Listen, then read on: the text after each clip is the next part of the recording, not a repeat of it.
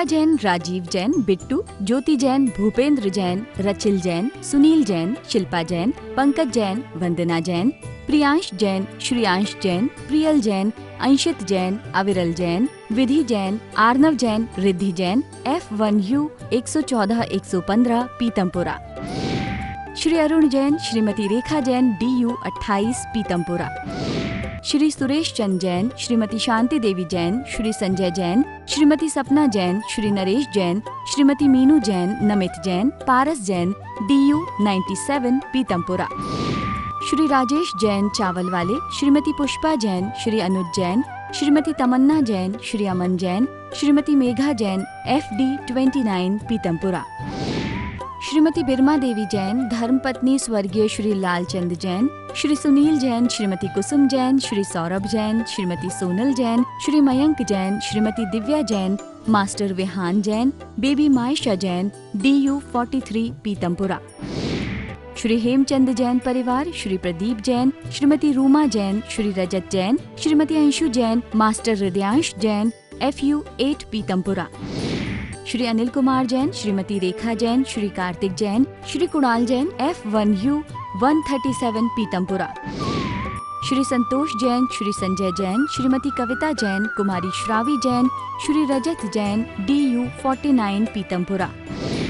Shri Prakash Chand Jain, Shrimati Chandrakanta Jain, Shri Pankaj Jain, Shrimati Neelam Jain, Shri Sushant Jain, Shri Divyansh Jain, CU 76 Pitampura. मोक्षमार्गस्य नेतारं भेत्तारं कर्मभूभृतां ज्ञातारं विश्वतत्त्वानां वन्दे तद्गुणलब्धये। मङ्गलं भगवान् वीरो मङ्गलं गौतमो गणी मङ्गलं कुन्दकुन्दार्यो जैन धर्मोस्तु मंगलम। तत्वाश्रुत महान ग्रंथ है, परम उपकारी और कल्याणकारी है। यह आचार्य कुंद के पट्ट शिष्य आचार्य उमा स्वामी द्वारा लिखा गया है। विक्रम की प्रथम शताब्दी के अंत में यह ग्रंथ निबद्ध किया गया है। इसकी जो शैली है वो सूत्रात्मक है, भाषा संस्कृत है। इसमें आचार्य भगवान ने 10 अध्याय में 7 तत्वों का वर्णन किया है। हम सभी लोग प्रथम अध्याय पढ़ रहे थे, जीव अधिकार, जिसमें सम्यक दर्शन का वर्णन चल रहा था। महानुभाव, हम सभी लोग जो भगवान की वाणी है उसका सार रूप से तत्वार्थ सूत्र में जानकारी ले रहे हैं। आपको मैंने अनेक टीकाएं दिखाई थी कि इस पर अनेक टीकाएं लिखी जा चुकी हैं। एक टीका और है बाल ब्रह्मचारी प्रद्युम्न जी की, जो सहजन वर्णी के शिष्य रहे और प्रकांड विद्वान अभी भी हैं, और इन्होंने तत्वार्थ सूत्र मोक्ष शास्त्र नाम की एक बहुत सुंदर टीका लिखी है। इसमें विशेषता यह है कि इन्होंने उदाहरण के माध्यमों से और शब्दार्थ और विशेषार्थ आदि भाव करते हुए इसे बहुत सुंदर लिखा है।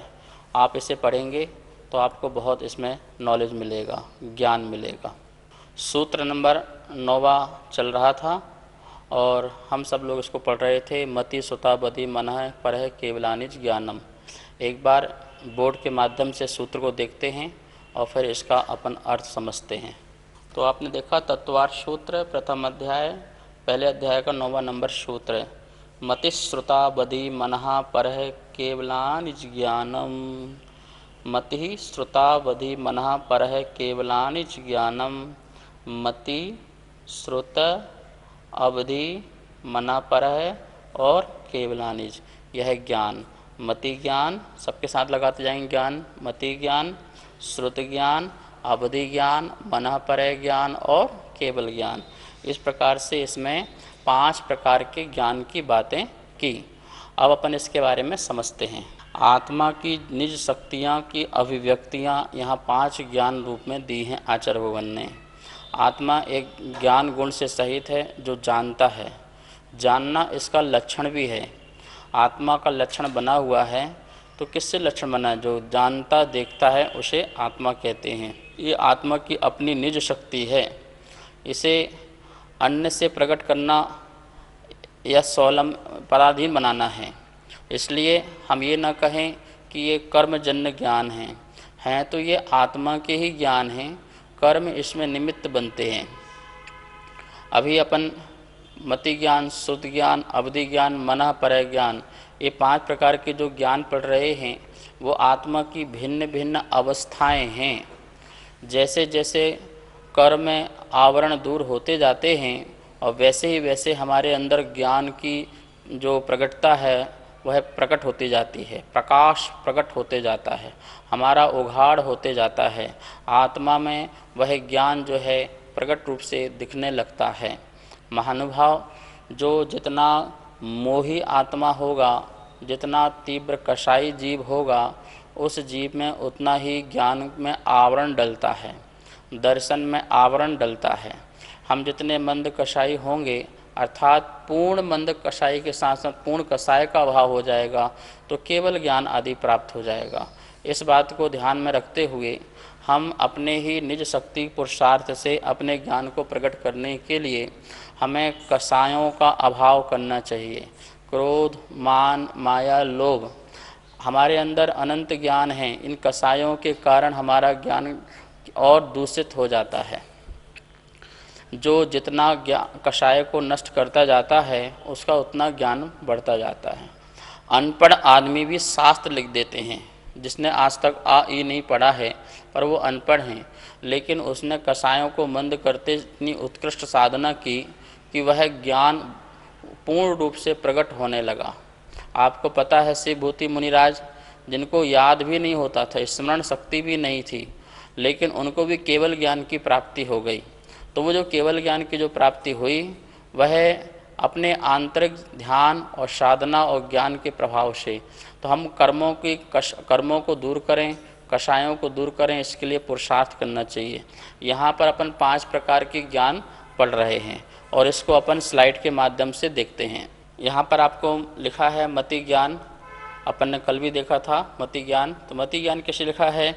इंद्रिय और मन की सहायता के द्वारा मूर्त अमूर्त पदार्थों को जानना। मूर्त पदार्थों को भी और अमूर्त पदार्थ। मूर्त और अमूर्त पदार्थ क्या होते हैं? जो हमारे इंद्रिय के दृष्टिगोचर होते हैं उन्हें हम मूर्त रूपी पदार्थ कहते हैं, और जो पदार्थ हैं जो इंद्रियों से पकड़ में नहीं आते हैं लेकिन इंद्रियों के माध्यम से हम शास्त्र पढ़ें, कर्ण से गुरुओं की वाणी सुने, तो उससे भी हमें अमूर्त पदार्थ का ज्ञान होता है। जैसे हमें आकाश अमूर्त है ऐसा ज्ञान हो रहा है ना, तो वो इंद्रिय के माध्यम से। काल है ऐसा जो ज्ञान हो रहा है, श्रद्धा हो रही है, तो इंद्रिय और मन की सहायता से जो कुछ भी ज्ञान होता है वो मति ज्ञान कहलाता है। संसार में ऐसा कोई जीव नहीं है जिसको मति ज्ञान ना हो, अर्थात बिना इंद्रिय के कोई जीव हो, संसार में ऐसा नहीं कोई जीव है। एक इंद्रिय से लेकर के 5 इंद्रिय तक जितने भी संसार में जीव हैं सबको मति ज्ञान पाया ही जाता है। अब वो बात अलग है किसका कितना क्षयोपशम है। किसी की ज्ञान की शक्ति अधिक प्रकट हो जाती है तो वह अपनी इंद्रियों के माध्यम से अधिक ज्ञान प्रकट कर लेता है, अधिक समझ लेता है। कोई व्यक्ति ऐसा होता है हम उनको समझा रहे हैं और समझ में नहीं आ रहा है, इसका मति ज्ञानावरण कर्म का तीव्र उदय चल रहा है, जिसे समझ में नहीं आ रहा है। किसी का क्षोभसम होता है तो वो पकड़ लेता है। तो इस प्रकार से ऐसा संसार में जो एक इंद्रिय जीव है उसके भी स्पर्शन इंद्रिय है, तो स्पर्शन इंद्रिय जन्य उसको भी ज्ञान है। किसी को स्पर्शन रसना इंद्रिय जन्य ज्ञान है, किसी को स्पर्शन रसना घ्राण 3 इंद्रिय संबंधी ज्ञान है, किसी को स्पर्शन रसना घ्राण चक्षु 4 इंद्रिय संबंधी ज्ञान है, और किसी को 5 इंद्रिय संबंधी ज्ञान है, स्पर्शन रसना घ्राण चक्षु और श्रोत, और मन संबंधी वाला भी ज्ञान है।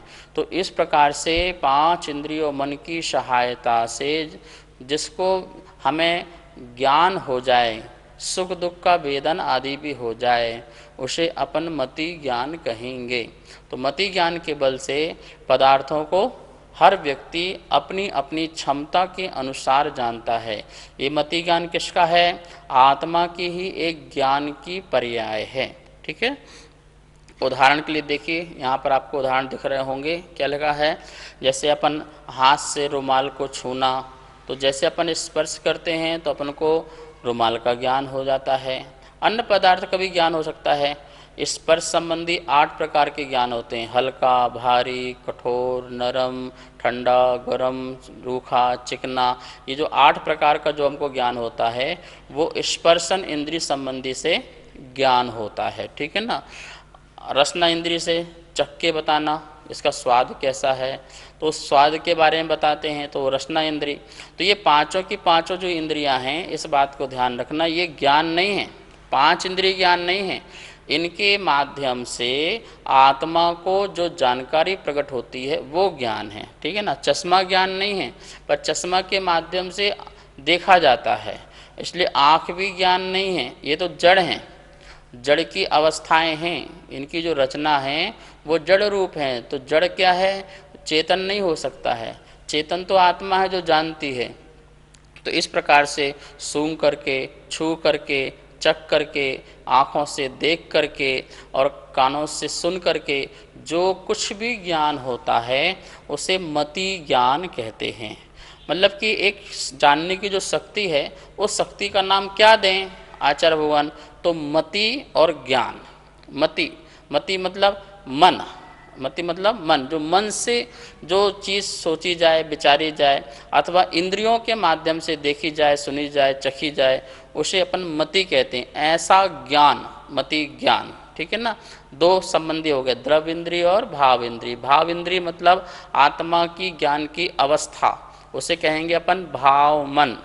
और द्रव इंद्रिय पुद्गल द्रव्य की संरचना। ये पुद्गल द्रव्य है, जो अपना शरीर है वो पुद्गल द्रव्य है। उस पुद्गल द्रव्य की जो संरचना है उसके माध्यम से जो नॉलेज होता है। और भाव इंद्रिय में क्या है, आत्मा का ज्ञान की प्रकटता, उसके माध्यम से दोनों के मिलने से जो ज्ञान की प्राप्ति होती है वो मति ज्ञान कहलाता है। इस प्रकार से यहाँ पर अपन ने उदाहरण दिया। दूसरा नंबर का ज्ञान कौन सा है, श्रुत ज्ञान। क्या नाम है, श्रुत ज्ञान। अब श्रुत ज्ञान किसे कहते हैं, मति ज्ञान से जाने हुए पदार्थ का अवलंबन कर अन्य पदार्थ का ज्ञान होना श्रुत ज्ञान है। जो अपन ने मति ज्ञान से जाना है उसको और विशेष जानना, उसको और विशेष जानना, ये मेरे लिए हितकारी है, अहितकारी है, अच्छा है, बुरा है। इस प्रकार से जैसे अपन ने मति ज्ञान से पिच्छी को देखा तो ये तो मति ज्ञान हो गया। अब इसका उपयोग कैसे करना है, कैसे रखना है, किस कारण से बनी है, किस लिए बनी है आदि, इसके बारे में विशेष डीप में जाना, उसे कहते हैं श्रुत ज्ञान। क्या कहते हैं उसे, श्रुत ज्ञान। जैसे चींटी चल रही है और सामने पानी आया तो उसको लगा कुछ खतरा है, तो पानी के का जो ज्ञान हुआ उससे टकराए तो वो मति ज्ञान। अब उसको बचना है, मुझे वहाँ से हटना है, इस संबंधी जो भी उसका ज्ञान है वो कौन सा ज्ञान है, श्रुत ज्ञान। यहाँ पर ध्यान रखेंगे, श्रुत ज्ञान सभी जीव को होता है, लेकिन श्रुत ज्ञान संबंधी, शास्त्र संबंधी श्रुत ज्ञान जो है वो सिर्फ सम्यक दृष्टि को होता है और 5 इंद्रिय जीव को होता है, ठीक है ना। लेकिन जो विशेष श्रुत ज्ञान है वो 5 इंद्रिय जीव को होता है, लेकिन समझने वाला जो श्रुत ज्ञान है वो हर जीव को होता है। तो मति ज्ञान, श्रुत ज्ञान तो सभी जीव को होता है। यहाँ हितकारी अहितकारी की अपेक्षा उसके भेद कर सकते हैं। तो जो अन्य प्रकार का जो ज्ञान, जैसे आपको हवा लगी तो हवा का जो ज्ञान स्पर्शन इंद्रिय से हुआ, ठंडी है, गर्म है। अब उसके अलावा उसमें बहुत सारा विचार करना, उसमें चिंतन करना, ये मेरे लिए सुखकारी है, मंगलकारी है, अच्छी लगने वाली है, इससे मेरा स्वास्थ्य लाभ होगा, ऐसी हवा से मेरा स्वास्थ्य खराब होगा। तो इस प्रकार का जो ज्ञान वो शुद्ध ज्ञान है। मतलब मति ज्ञानावर्ण कर्म के क्षयोपशम से जो आपको ज्ञान हुआ ये ठंडी हवा, ठंडी गर्म का, तो शुद्ध ज्ञानावर्ण कर्म के क्षयोपशम से उसमें और डीप में जाने के लिए आपको जो ज्ञान हुआ उसको कहते हैं शुद्ध ज्ञान। ये भी कौन सी, आत्मा की एक अच्छी अवस्था है। इसका मतलब कर्म और थोड़ा सा क्षयोपशम हुए, कर्म थोड़ा और क्षय और उपशम को प्राप्त हुए तो उसको श्रुत ज्ञान का भी इस प्रकार से। कोई व्यक्ति जो होता है, किसी को मति ज्ञान हुआ लेकिन इतना डीप में नहीं जा पाता है। जरूरी नहीं है कि मति ज्ञान के बाद श्रुत ज्ञान में जाए, लेकिन ये निश्चित है कि श्रुत ज्ञान जो होगा वो मति ज्ञान पूर्वक होगा। हमको स्पर्श हुआ पर हमने उसकी विचार नहीं किया, हमने उसमें चिंतन नहीं किया, मंथन नहीं किया, तो जैसे अपन ने भगवान को देखा, तो भगवान को देखे तो मति ज्ञान से हमने भगवान को देखा, लेकिन भगवान को देख करके ओहो ये वीतरागता है, ये नग्न मुद्रा है, ये शांत मुद्रा है, ऐसी मुद्रा मेरी कैसे कब होगी, मैं भी ऐसा शांत कब बनूंगा, ये सब शुद्ध ज्ञान में चला गया। ठीक है ना। और कुछ व्यक्ति आए देखे और चले गए, तो उनको मति ज्ञान ही हुआ, शुद्ध ज्ञान में पहुँचे नहीं वो, उन्होंने विचार मंथन ही नहीं किया। क्यों नहीं किया? क्योंकि उनकी उतनी शक्ति ही प्रकट नहीं हुई कि जैसे उतना विचार कर सकें। तो मति ज्ञान पूर्वक शुद्ध ज्ञान होता है, ये नियामक है नियम से, लेकिन हर मति ज्ञान के बाद शुद्ध ज्ञान हो जरूरी नहीं है, इस बात का भी ध्यान रखेंगे। यहाँ पर अपन शुद्ध ज्ञान का उदाहरण देखते हैं। एक यहाँ उदाहरण लिखा हुआ है, आम को देख करके दूसरी जाति के आम का विचार आना, आम से आम पाक बनता है ऐसा विचार आना। आम देखा ये मति ज्ञान है, पर आम को देख करके और भी अनेक अनेक जातियों के आम याद आ जाना। आम तो रत्नागिरी का भी होता है, हापुस का भी होता है, लंगड़ा भी होता है, देसी भी होता है, दशहरा क्या क्या होते हैं, बहुत सारे होते हैं, 650 प्रकार के आम होते हैं, आपको पता है। तो ये इतने सारे आमों के नाम याद आ जाना, उनके बारे में गुण धर्म याद आ जाना, उसकी क्वालिटीज़ याद आ जाना, उसका उपयोग याद आ जाना। यह आम से हम इसको आम का जूस बना सकते हैं, और भी प्रकार से क्या क्या इसको बना के खा सकते हैं, आइसक्रीम बना सकते हैं। तो इस प्रकार से एक ही वस्तु को देख करके और भी तरह तरह के उसका ज्ञान प्रकट होना, उसका नाम श्रुत ज्ञान है। और कोई व्यक्ति ऐसा होगा, आम देखा, भैया ये आम है बस, और देख के चला गया, अब उसको आगे इतना बढ़ ही नहीं पा रहा है। ठीक है ना। तो ऐसे ही हर चीज़ में लगाना, हर चीज़। गुरु को देखा तो मति ज्ञान हुआ, और गुरु को देखने के बाद गुरु का स्वरूप याद आना, और भी गुरुओं की याद आना। अरे ऐसे निर्गंध गुरु तो और भी हैं, पहले भी हुए हैं, और यही अवस्था है मुक्ति की प्राप्ति का। तो इस प्रकार से जो चिंतन मंथन हुआ वो शुद्ध ज्ञान। तो आपने देखा शुद्ध ज्ञान की कितनी बड़ी विशेषता है। यदि वो आत्मा में हमारा ज्ञान प्रकट ना हो तो फिर हम तो सिर्फ जो देखने वाले बन जाएंगे, पर उसमें विचार करने वाले नहीं बनेंगे। और जब तक विचार नहीं होगा तब तक हमको उस वस्तु की तह तक जाना बहुत मुश्किल हो सकता है। इसलिए श्रुत ज्ञान, मति ज्ञान और शुद्ध ज्ञान दो महत्वपूर्ण ज्ञान हैं, इस बात को ध्यान रखना। मति ज्ञान शुद्ध ज्ञान के बल से केवल ज्ञान की प्राप्ति हो सकती है, मोक्ष की प्राप्ति हो सकती है सिर्फ दो ज्ञान से। कितने ज्ञान से? अवधि ज्ञान मना परय ज्ञान से कभी को किसी को मोक्ष नहीं मिलता है, इस बात का ध्यान रखना। मति ज्ञान श्रुत ज्ञान के बल से ही तुम्हें हमें केवल ज्ञान की प्राप्ति हो सकती है। इससे ज्ञान से हम निर्विकल्प हो सकते हैं। वस्तु तत्व को जानने के बाद हम समस्त विकल्पों को छोड़ करके निर्विकल्प दशा में जा सकते हैं। ठीक है ना। इसलिए हमको ये श्रुत ज्ञान की आवश्यकता बहुत ज़रूरी है। एक श्रुत ज्ञान तो मति ज्ञान पूर्वक जानने की व्यवस्था, दूसरा श्रुत ज्ञान द्रव्य श्रुत ज्ञान, भगवान की वाणी, जो भगवान की वाणी है, जो शास्त्र है, उसको समझने की शक्ति तो होना चाहिए ना। तो उस शक्ति के लिए हमारे पास शुद्ध ज्ञान होना चाहिए। अब वो बात कब होगी, कैसे शुद्ध ज्ञान प्रकट होगा, कैसे मति ज्ञान प्रकट होगा, उसके लिए हमें क्या पुरुषार्थ करना चाहिए और क्या नहीं करना चाहिए, वो सब 6वें 7वें अध्याय में आएगा, अपन वहाँ पर देखेंगे। यहाँ तो अपन यही देख रहे हैं। जैसे अपन ने यहाँ लिखा एक उदाहरण और, दर्पण में चेहरा देख करके अपने बारे में विचार करना। दर्पण में चेहरा देखा और अपने बारे में विचार किया, मैं गोरा हूँ, मैं काला हूँ, मैं ऐसा लग रहा हूँ, स्वरूप अच्छा लग रहा है। इस प्रकार से जो भी दर्पण को देखते हैं, आप सब लोग देखते होंगे, और देख करके आपको क्या क्या विचार अपने प्रति आते हैं, क्या क्या ख्याल आते हैं, और उसमें जो विचार आ रहे हैं वो सारा का सारा श्रुत ज्ञान है। ठीक है। आपने शास्त्र में सम्यक दर्शन ऐसा आँख की दृष्टि को के माध्यम से आपने पढ़ा। अब सम्यक दर्शन जैसे पढ़ा तो आपको सारे सम्यक दर्शन याद आ गए। अरे सम्यक दर्शन तो औपसम्यक सम्यक दर्शन भी होता है, छायोपसम्यक सम्यक दर्शन भी होता है, छायिक भी होता है। एक ऐसा सम्यक दर्शन होता है जो होता है और तुरंत छूट जाता है, एक ऐसा होता है वो कई समय तक रहता है, एक ऐसा होता है कि जो छूटता ही नहीं है, श्रद्धा। तो ऐसी श्रद्धा वाला सम्यक दर्शन होता है। तो इस प्रकार से आपने एक लाइन पढ़ी और पढ़ने के माध्यम से आपने कितना विशाल विचार किया, चिंतन किया, तो ये होता है शुद्ध ज्ञान। तो शुद्ध ज्ञान का बहुत बड़ा पेट है। एक ही अंश को लेकर के सर्व अंश प्रकट करने की जिसमें शक्ति है, ऐसा श्रुत ज्ञान है। इसलिए यह श्रुत ज्ञान को अपन को प्रकट करना चाहिए। इसके लिए हमें निरंतर शास्त्र अभ्यास, चिंतन, मंथन, मनन, लेखन आदि करते रहना चाहिए। खूब ध्यान करना चाहिए, एक एक पदार्थ का बहुत सुंदर विचार करना चाहिए। लौकिक बात तो ठीक है, लेकिन अलौकिक बातों की बात कर रहा हूँ मैं, कि गुरुओं की वाणी, शास्त्र की वाणी को सुन करके बहुत ध्यान मग्न से उसका चिंतन और मंथन करने, मैं कौन हूँ, मैं क्या हूँ, मेरा क्या स्वरूप है, क्यों मैं जगत में आया हूँ, मुझे क्या क्या करना है, क्या ये संसार को पसारने आया हूँ या संसार से मैं हट करके अपने आप में जीने आया हूँ, अपनी आत्मा को जानूँ, अपने शरीर से परद्रव्य से भिन्न हूँ। इस प्रकार का बार बार चिंतन, ये सब तुम्हारा शुद्ध ज्ञान है। इस शुद्ध ज्ञान के बल से अपने आप को जान पाएंगे। और कौन सा उपाय बताइए, अपने को जानने का और कौन सा उपाय है? और कोई उपाय नहीं है, मति ज्ञान उपाय नहीं है। मति ज्ञान तो एक पहली प्रथम अवस्था है, पहली सीढ़ी है।